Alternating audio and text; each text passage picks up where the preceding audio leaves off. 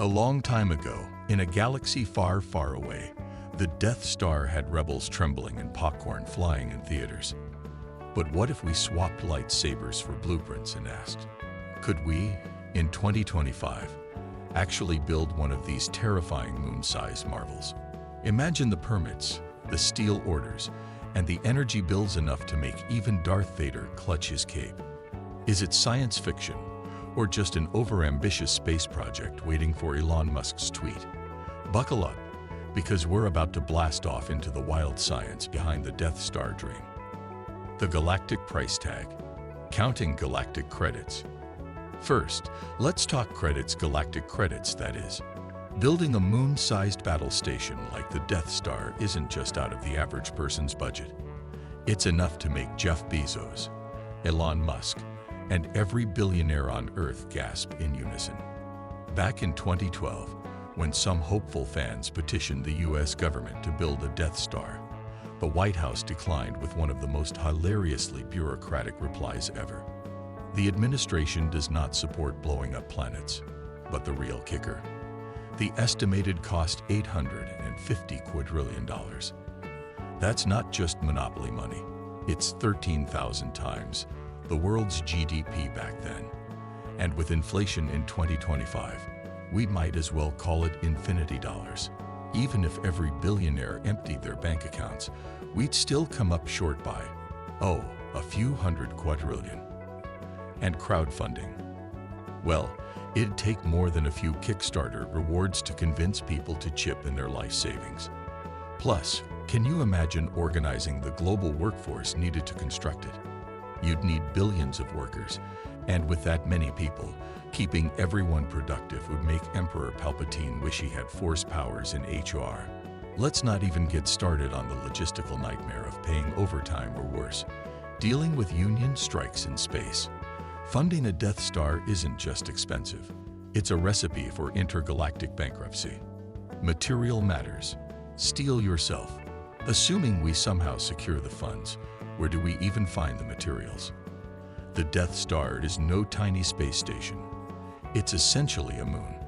Researchers estimate that to build just the outer shell, we'd need approximately 1,080 trillion tons of steel. That's about 830,000 years worth of Earth's current steel production. But wait, it gets better, or worse. Our planet doesn't even have enough raw iron reserves to meet that demand. Even if we harvested resources from asteroids or neighboring planets, the sheer logistical challenge of mining, refining, and transporting materials to a construction site in space would be astronomical. Speaking of space, each kilogram launched into orbit today costs around $2,500. Multiply that by trillions of tons, and we're not even counting the manpower, infrastructure, and maintenance costs yet. Oh, and let's not forget the environmental impact on Earth if we strip mine our planet into oblivion, just to cosplay as the Galactic Empire. Energy overload, powering the superlaser. Let's talk about the ultimate flex. The Death Star's planet-killing superlaser.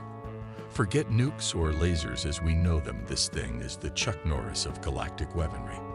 Scientists estimate that vaporizing an entire planet in one blast would require a mind-boggling astronomical amount of energy. Let me put that in perspective. That's roughly 600,000 times the energy our sun produces every second. Yes, every second.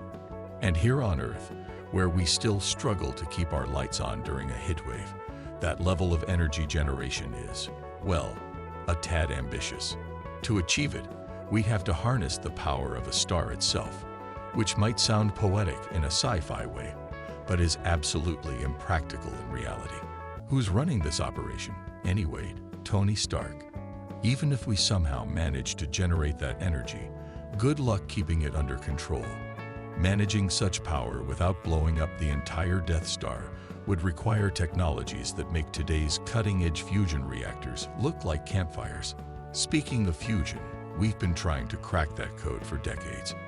In 2025, while we've made progress, we're still light years away from achieving the kind of sustained, stable fusion that could power even a fraction of the superlaser. Then there's antimatter, a real thing, but also a real headache. Sure, it's an energy-dense string fuel, but producing even 1 gram of it costs a whopping $25 billion. Oh, and storing it without accidentally annihilating yourself. That's a whole other nightmare. Imagine building the Death Star only to have a whoopsie moment in the antimatter storage room. It seems the Empire's engineers were either living in a parallel universe with unlimited technological capabilities, or just crossing their fingers and hoping for the best. Realistically, we're probably a few centuries away from figuring out how to channel that kind of energy. So, for now, our super lasers will have to stick to more Earth-friendly tasks, like popping balloons at tech expos. And honestly, considering how unstable the Death Star's energy systems would likely be, maybe it's for the best. A single energy overload, and boom, your fancy space station turns into a floating fireball, faster than you can say. I find your lack of safety disturbing. Design dilemmas. Spheres in space. The Death Star's iconic spherical design is a testament to the Empire's commitment to aesthetics, because practicality, not so much. While it looks incredible on screen, in reality, building a moon-sized sphere is the stuff of engineers' nightmares. To start, a structure that size would need materials with uniform density strong enough to withstand gravitational forces pulling it apart. Imagine constructing a skyscraper the size of Texas, but instead of flat ground, it's floating in space while spinning. The slightest imbalance in weight distribution could cause the whole thing to collapse or wobble through the galaxy like a poorly thrown bowling ball. Let's not even talk about the stresses of moving such a structure one wrong trajectory, and your moon base might accidentally slingshot into the nearest star. Then there's the infamous thermal exhaust port. Star Wars: A New Hope taught us that a small, unguarded vent can lead to a galactic-sized oopsie. In the real world, engineers spend months trying to eliminate single points of failure in spacecraft designs. But somehow, the Empire thought, sure, let's leave a gaping weak spot and just hope no one notices. Maybe their contractors were rushing to meet Palpatine's insane deadlines, or maybe they just didn't want to deal with his Force choke in another meeting. Either way, no real-world engineering firm would allow such a critical flaw to pass inspection unless they wanted to be the laughingstock of the galaxy.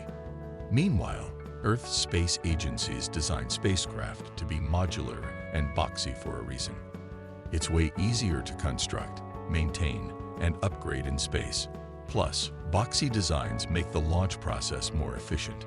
Spheres, while undeniably cool, are a structural and logistical nightmare.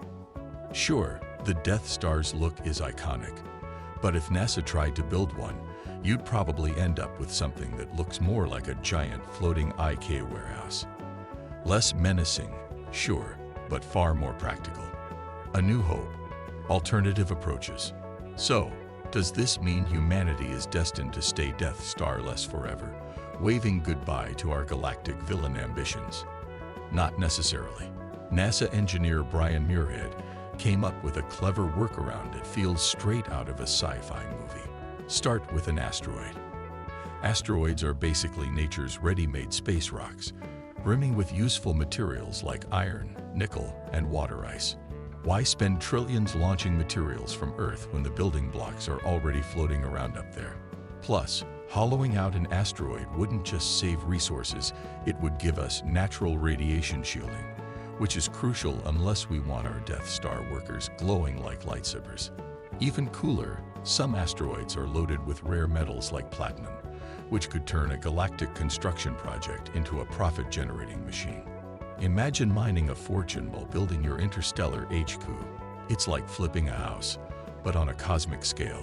Sure, it's not as ominous as the moon-sized battle station from Star Wars, but hey, a starter kit Death Star is way better than nothing.